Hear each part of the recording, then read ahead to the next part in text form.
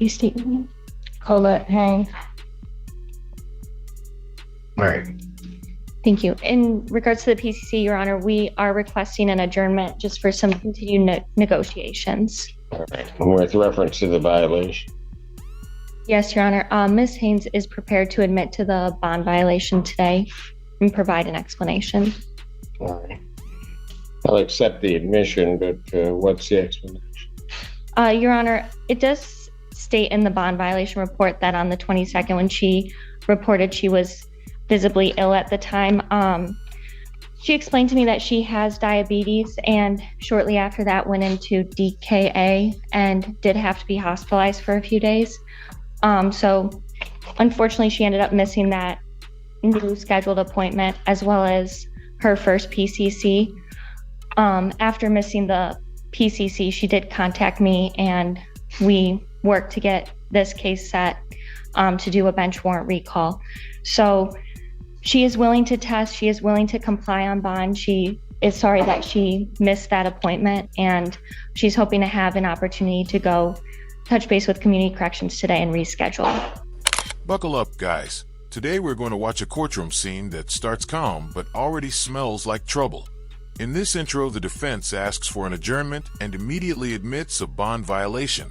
That short exchange sets the stakes. The judge's curt, "What's the explanation?" is the hook. It promises conflict and forces the defendant into a moment of accountability. This clip is perfect to open the story because it plants the question the whole video answers. Why did she miss court, and will the explanation hold up? Thank you. But okay, I hear what you're saying, but when I look at this, all of the events that I have in this occurred at basically toward the end of September. Yes, Your Honor. I'm now almost 30 days out and nothing's been corrected. And Ms. Haynes indicated to me that she wasn't aware that she needed to make contact with Community Corrections because she had the bench warrant. I didn't know that I can just go back there and... Yeah, but once the bench warrant was cleared, she still... That doesn't even make any sense to me. They told me that I had to wait when well, first they told me I had to do it online. Do and what online? For the bench warrant. That's fine. Yeah, and I didn't know that the warrant was cleared until I come to court today. And What I do you thought mean I you needed didn't know it was cleared? Another referral to go back to Community Corrections. I didn't know I could just walk back in there and do it all over again with a warrant. I tried to come up here and walk in on a warrant, but they told me that they only do it once a month, at the end of the month on Wednesdays. And that would have been yesterday, but I had received Yeah, but where were you between that? All of this occurred September 2nd. I get what counsel's telling me, that at some point you're in the hospital for a few days. So even if that takes me to the end of September, which is giving a lot of grace just in terms of time, I'm now here on the 23rd. Here the defense explains that the defendant was hospitalized with diabetic ketoacidosis and missed appointments. A human, sympathetic reason, while the defendant tries to fill gaps about bench warrants and online instructions.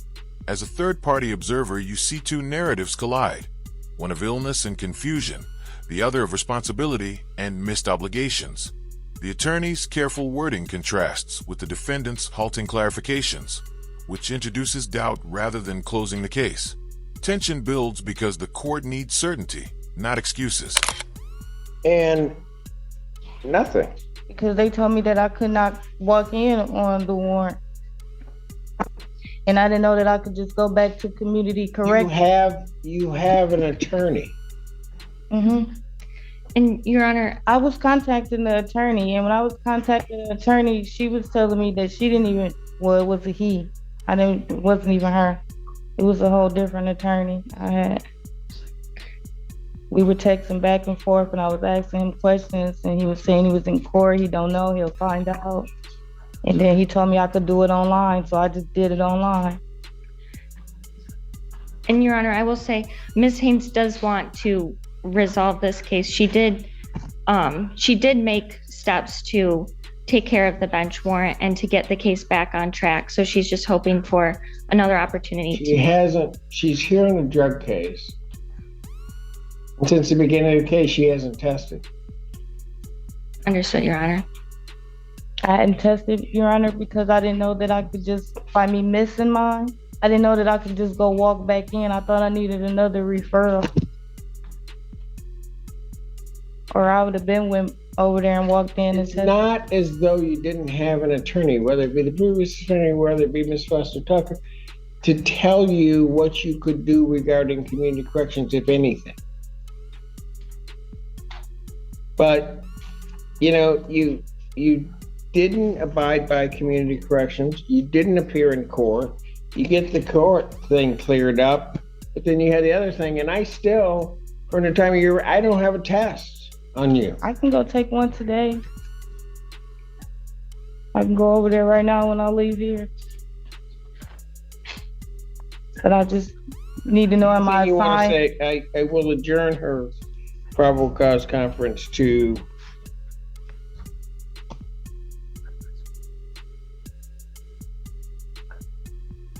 October 30th, 2025, 9 a.m.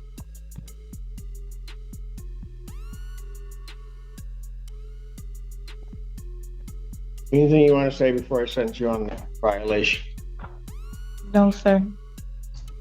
Well, at this point, she's not complied with everything. I'm going to revoke her bond, sentence her to 7 days, Washington County Jail. Defendant's remanded. Is there a way that I can get somebody? I have my daughter here with me, Ma'am, you probably shouldn't have done that. but she only had a half a day of school today. Ma'am, Come on this way. they'll figure it out. Okay. Then you give her this. Yep, I'll give it. One back. Ma'am, go with my bailiff now. Now. In this section, the back and forth escalates. The judge presses on timelines. The defendant insists she was misinformed, and counsel tries to patch the communication breakdown. Watching as a commentator, you notice the judge's impatience growing. He highlights the gap between what was required and what was actually done. The defendant's offers to test or go to community corrections now sound reactive, almost last minute. That makes the audience question whether compliance would have happened without court pressure. It's the moment doubts become decisive. The court for reconvocation. Oh, not a problem. I say those things about you about yelling at the prosecutor, but I can do this because, you know, I have the highest of respect for you. So, Thank you. The feeling is mutual. all right. I have a plea form in front of me that indicates that the defendant would be pleading guilty to the charge of disorderly person, a 90-day offense. Upon her successful plea to that charge, count one would be dismissed. That is the court's full understanding of the. That's correct, Your Honor. Yes, Your Honor. All right. Ms. Benitez, if you could please raise your right hand. Oh, there you go. Do you solemnly swear or affirm that the testimony you're about to give will be the truth, the whole truth, and nothing but the truth, so help you God? Oh, you're muted. Yes. Sorry, Your Honor. Okay, that's not a problem. Okay, state your name again for the record, please. Trista Benitez. Ma'am, it is this court's understanding that you are going to be pleading guilty to the charge of disorderly person. That is a misdemeanor punishable by up to 90 days, $500 fine plus court costs. Do you understand that? Yes. Still wish to plead guilty? Yes. All right, to that charge, how do you plead? Guilty. Now, you understand that by pleading guilty, you'll not have a trial of any kind. Yes. You signed an advice of rights form with permission. You gave your counsel permission to sign your name to an advice of rights form. Yes. You went through those rights. This is the peak. The judge revokes bond and remands the defendant to jail. From a third-party perspective, this is the payoff of the earlier exchanges. Ambiguity and missteps turn into immediate consequence. The defendant's plea about her daughter humanizes her just before the gavel falls. creating a gutting contrast between legal formality and real-world stakes. The clip delivers the emotional punch and the narrative twist viewers expect. What began as paperwork ends with a very real loss of freedom. Yes. Do you have any question regarding any of those rights? No. Do you understand that by pleading guilty, you're waiving or giving up those rights?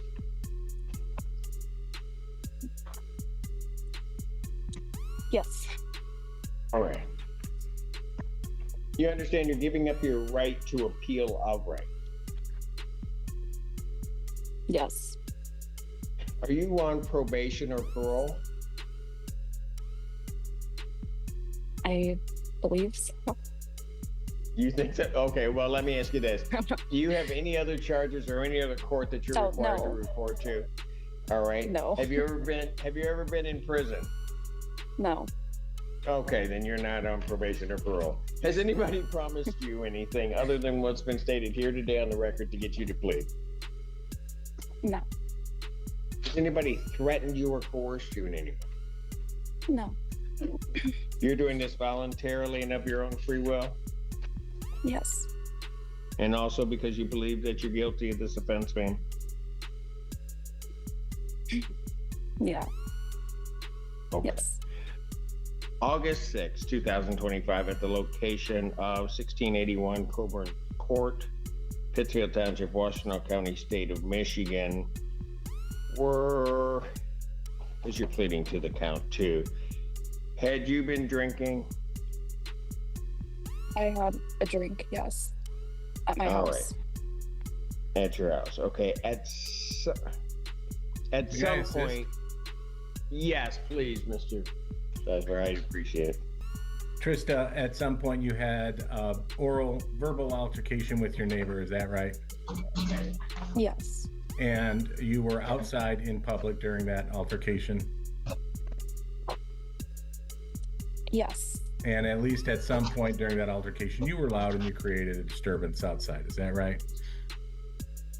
Yes. I'm satisfied if the court is right. All right. Ma'am, if I accept your plea, if between the time of your plea and the time of your sentencing you commit misconduct as defined in the Michigan court rule, you would not be entitled to, nor would the court be bound by any sentence evaluation and or recommendation, and you would not be entitled to withdraw your plea. You understand that? Yes. Is counsel aware of any other promises, threats, or other inducements which have led to this plea? No. And have I complied with the court rule, and would it be proper to accept this defendant's plea? Yes, sir. Yes, Your Honor. All right, court will accept the defendant's plea of guilty to count two. Count one is dismissed. Would the court consider immediate sentencing, Your Honor? I was just about to say something. God, he's like in my head. All right. No objection. You have no objection to that? Okay. Yes, I would. Ma'am, is there anything you or your counsel want to say before I do impose sentence? If I may, Your Honor. Yes, sir. Yeah, Your Honor, Dr. Benitez is a resident out in Los Angeles, California. She has moved to California and I believe intends to stay in California. This was an isolated incident. She was moving to California the next day and got a little caught up in the celebrating and had a bad day. I'm asking the court to consider fines and costs for it. All right. Doctor, anything? I'm sorry, I was describing you as ma'am. I should have your official title, doctor. Anything you want to tell me? Well, thank you, Your Honor. No, I just very much would love to return to the work I'm doing here, here in Boyle Heights, working as a physician. So I'm deeply sorry about what happened, and I look forward to returning to the work that's needed here. Gotcha. All right. Fines and costs of $250, 90 days in jail, suspended. When do you think you can get that paid? Today. Okay. You'll probably have to wait till tomorrow, then you can probably do that online. It'll be entered into our system. All right? All right. Thank you, So Your I'll just Honor. put that down. You're all set. Thank you. Thank you, Yeah, Your Honor. thank you. Pleasure seeing you. Good seeing you too, sir. Take care. After the storm, the court shifts back into routine. Counsel thanks the court and the plea colloquy proceeds. As an observer, you see the system reboot. Cases move on, formalities resume, and the drama's aftermath becomes administrative. This final clip is essential because it frames the remand within larger court work. Lives are affected, but the calendar keeps turning. If you like this breakdown, hit like and subscribe for more courtroom breakdowns. We'll see you in the next video.